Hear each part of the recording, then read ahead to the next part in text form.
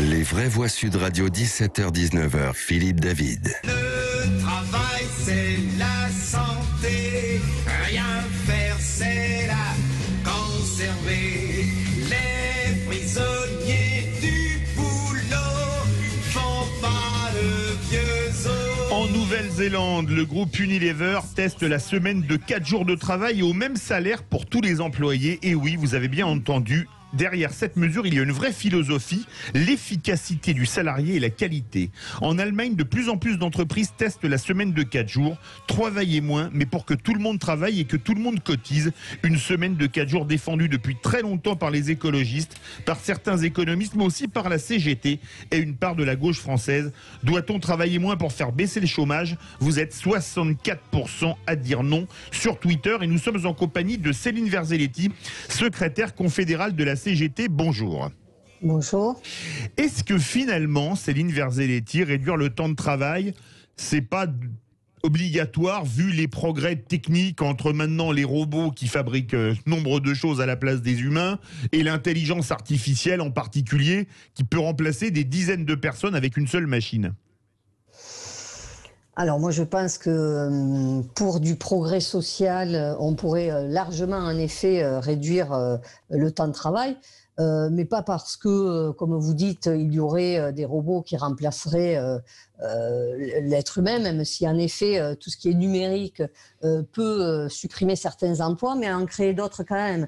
Et je pense que l'évolution technique et technologique demande à ce que les salariés soient plus formés, mais il y a besoin toujours autant de salariés, à mon avis. Par contre, je pense qu'aujourd'hui, on crée suffisamment de richesses pour en effet permettre aux salariés de travailler moins, de travailler mieux et de faire en sorte que tout le monde travaille. Ça serait vraiment du progrès social, avec bien évidemment aucune perte de salaire, voire même nous, à la CGT, on ose tout. Donc on demande une réduction du temps de travail et une augmentation de la rémunération dans le même temps. Ah oui, Philippe Deveul. L'idéal, c'est dans le micro. C'est vrai que dans l'idéal, ce serait très bien cette solution. Mais ce qu'il faut regarder, c'est la productivité à l'étranger, dans le monde, et voir si, par exemple, nos concurrents directs, par exemple les Chinois, font les mêmes efforts. Et je ne crois pas. C'est-à-dire que plus on va essayer d'aller vers le progrès social et plus on fera la misère sociale. Si, par exemple, les pays concurrents contre lesquels on ne se protège pas avec des barrières douanières, etc., pénètrent dans le marché et nous vendent leurs produits. Et là, on ira de toute façon vers une catastrophe sociale. Céline Verzelletti, ce que dit Philippe Deveul, c'est très, très audible. Quand vous êtes face à des gens comme au Bangladesh qui travaillent pour rien par mois, baisser le temps de travail et augmenter les salaires, si on ne met pas des barrières tarifaires aux frontières, c'est finir de tuer les emplois chez nous.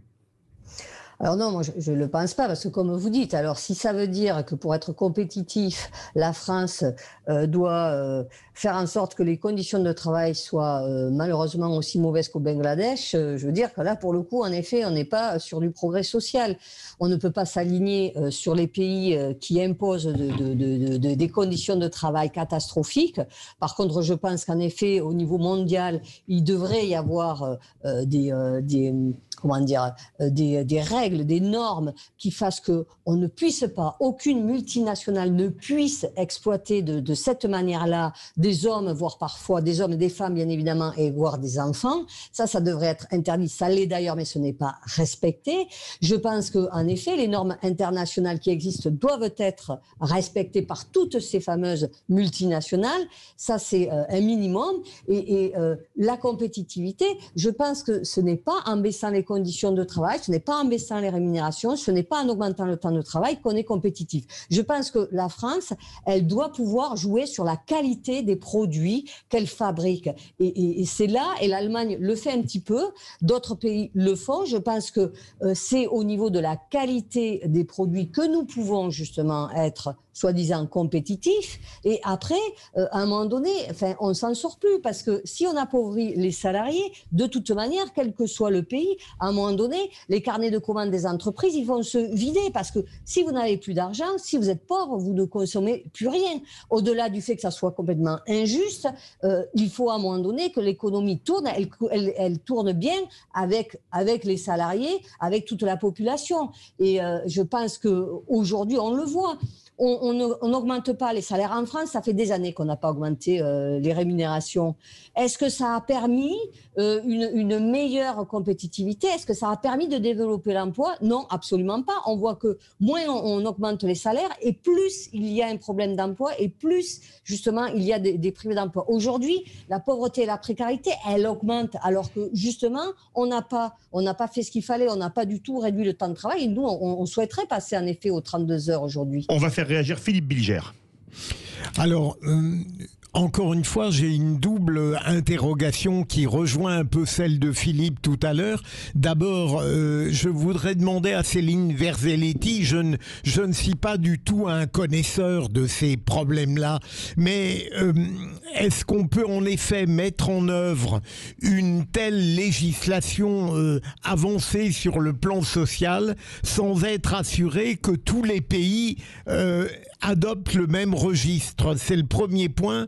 Le deuxième, et là vraiment c'est une interrogation purement technique, j'ai cru comprendre que certaines années on souhaitait cette réduction du temps de travail, mais que on n'était pas complètement assuré que ça donnerait du travail à tout le monde.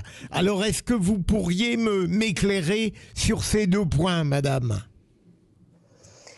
Alors, au niveau international, comme je disais, déjà, des normes existent, mais elles sont peu respectées. On voit bien que, au contraire, ces derniers temps, il y a eu donc des choses qui ont été signées entre les États qui finalement ont des conséquences inverses, c'est-à-dire qu'aujourd'hui, on donne tous les droits aux multinationales, quel que soit le pays où elles sont implantées, voire même on pourrait donner des droits à des multinationales qui pourraient déposer des plaintes contre les États si elles ne pouvaient pas justement faire jouer à plein leur compétitivité. Donc ça, c'est un désastre et ça, les pays, beaucoup de pays s'engagent sur cette voie-là. Je pense que c'est une grave erreur au niveau international et c'est bien l'inverse qui devrait se passer. Après, je pense que ceci dit, vous avez raison, c'est quand même très compliqué au niveau mondial de se mettre, en tout cas que les pays puissent se mettre d'accord. Mais de toute manière, au niveau de la France, je pense que clairement, c'est vrai que la politique menée depuis des décennies, c'est celle-là, c'est de dire il faut absolument baisser les rémunérations, les salaires, il faut augmenter le temps de travail pour dégager finalement des marges de profit beaucoup plus importantes. Parce qu'il est là le souci du grand patronat et du gouvernement. Il n'est pas de se dire qu'il faut produire des choses de qualité, il faut améliorer les conditions de vie et de travail des salariés. Eux, ce qui leur importe, c'est de dégager toujours plus de profit pour les actionnaires et les grands groupes. Donc, l'objectif, il est celui-là. Moi, je pense que l'objectif d'un gouvernement, il ne devrait pas être celui-là. Il devrait être plutôt d'arriver à obtenir satisfaction pour la majorité de la population. C'est-à-dire qu'il ne doit pas gouverner pour une minorité, la minorité des plus riches, mais il doit penser à l'intérêt général. Et malheureusement, c'est ce qu'il ne fait pas. Donc je pense que en tout cas, ce n'est pas en demandant aux salariés de travailler plus qu'on va développer l'emploi. Ça me paraît évident. Après, simplement réduire le temps du travail, ça ne sera pas suffisant, en effet, pour créer de l'emploi. Ça peut être un élément qui va permettre l'emploi, mais pas seulement, en effet. On va faire réagir Stella Kamga.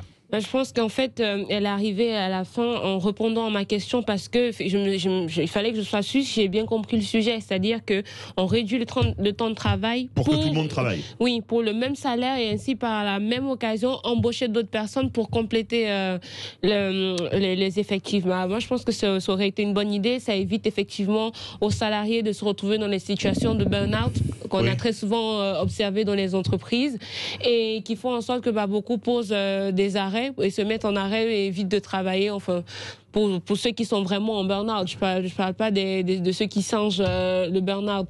Donc oui, peut-être ça peut être une bonne idée, une solution. Je pense. Céline Verzelletti, rapidement, ça peut être une bonne arme contre le burn-out?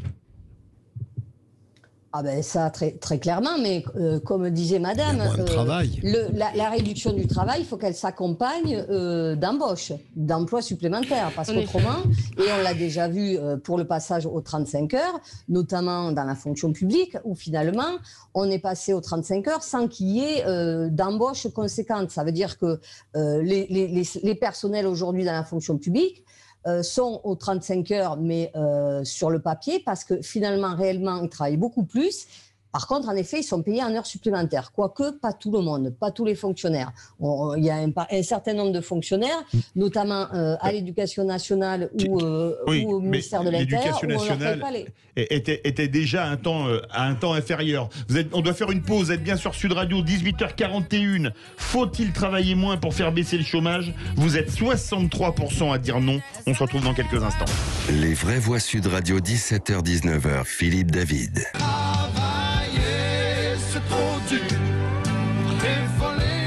Travailler, c'est trop dur, Julien Clerc. Une reprise de Zachary Richard. Faut-il travailler moins pour faire baisser le chômage? Vous êtes 63% à dire non. Ça réagit au 0826 300 300. Bonsoir, Cynthia de Narbonne. Bonsoir tout le monde. Est-ce que vous voulez baisser le temps de travail, vous, pour faire baisser le chômage? Alors, je suis pas sûre que ce soit une bonne idée, parce qu'on nous a vendu les 35 heures de la même manière, en nous disant que passer aux 35 heures, ça allait créer des embauches, et j'en ai pas vu quand je suis rentrée sur le marché du travail, mais bon, c'est juste une opinion. J'ai plusieurs interrogations. La première, les gens, ils vont travailler 32 heures, donc ils vont travailler moins, au même salaire, et puis ça les empêchera pas d'être quand même en burn-out, parce qu'ils vont dire qu'ils font 8 heures par jour et ils sont fatigués, et ceci et cela. Bon. C'est plus après peut-être améliorer la vie au travail que de leur dire vous allez travailler moins. Je vois pas en quoi ça va changer. Si je vous décrypte, vous dites on va faire ce qu'on a fait pour les 35 heures, on a demandé aux gens de faire en 35 heures ce qu'ils faisaient en 39 et on n'a pas embauché, et là on risque de demander aux gens de faire en 32 ce qu'ils faisaient en 35 mais qu'ils faisaient avant en 39 sans embaucher. Voilà, mais c'est évident que ça va être comme ça. Ça n'a jamais été la solution de travailler moins. Pour moi, je trouve que ça n'a jamais été la solution. La solution, c'est de créer du travail. C'est pas de créer moins de temps de travail. Je fais 40 heures semaine. J'ai 3 enfants. J'ai pas les moyens financiers d'être en burn-out. Voilà, donc vous savez, à un moment donné, il faut savoir surtout, c'est au travail, améliorer la qualité de travail. C'est pas leur dire vous allez travailler moins, mais au boulot vous allez quand même être harcelé. C'est pas comme ça que ça se passe. Votre remarque est très intéressante, Cynthia de Narbonne. Merci. On va faire réagir Céline Verzelletti.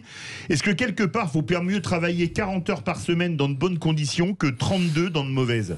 C'est un peu une question de Normand. Hein. En effet. Oui, non, mais c'est sûr que je pense que il faut. C'est sûr que si travailler moins est mieux. C'est ce que je disais tout à l'heure. Nous, ce qu'on préconise. Oui, mais ce que disait Cynthia, elle dit on a demandé aux gens lors des 35 heures de faire en 35 ce qu'ils faisaient en 39. Oui, mais c'est ce que je disais aussi tout à l'heure. En effet, les 35 heures, il y a eu quelques créations d'emplois, mais pas suffisamment. Donc, le gouvernement, et il peut avoir la main notamment pour ceux de la fonction publique, doit embaucher des personnes en même temps qu'il réduit le temps de travail. Parce qu'autrement, si c'est pour intensifier le travail, c'est sûr que ça va détériorer les conditions de travail et des salariés. Là, je suis d'accord. Donc, la réduction du temps de travail doit s'accompagner obligatoirement d'embauche, parce que sinon, ça va pas aller. On est d'accord. Après, vous disiez tout à l'heure que le temps de travail il ne se comptabilise pas forcément, ou par exemple dans la fonction publique, quand je vous disais qu'il y a énormément de travail qu'ils n'ont pas suffisamment embauché, vous me disiez à l'Éducation nationale, a priori ils travailleraient moins, mais c'est faux. À l'Éducation nationale, il y a énormément de personnel qui sont en burn-out, il y a eu d'ailleurs beaucoup et il y a encore beaucoup de suicides, et le temps de travail en fait c'est le temps de travail de présence devant les élèves, mais on ne comptabilise pas tout le travail de préparation et tout le travail de correction qui est énorme. norme. Et ça, ce temps-là, il n'est pas comptabilisé et il n'est pas rémunéré en heures supplémentaires. Donc c'est pour ça qu'il y a beaucoup de choses à faire sur le temps de travail. Et comme disait madame, sur les conditions de travail, bien évidemment, il y a une amélioration à apporter parce que c'est vrai qu'il y a le temps de travail qui est important, mais aussi les conditions de travail qui doivent être améliorées, ça c'est certain. Merci beaucoup Céline Verzelletti. Je rappelle que vous êtes secrétaire confédérale de la CGT. Verdict sur Twitter. Semaine des 4 jours, faut-il travailler moins pour faire baisser le chômage? Et vous êtes 63% à dire non. Merci beaucoup Céline Verzelletti. On continue avec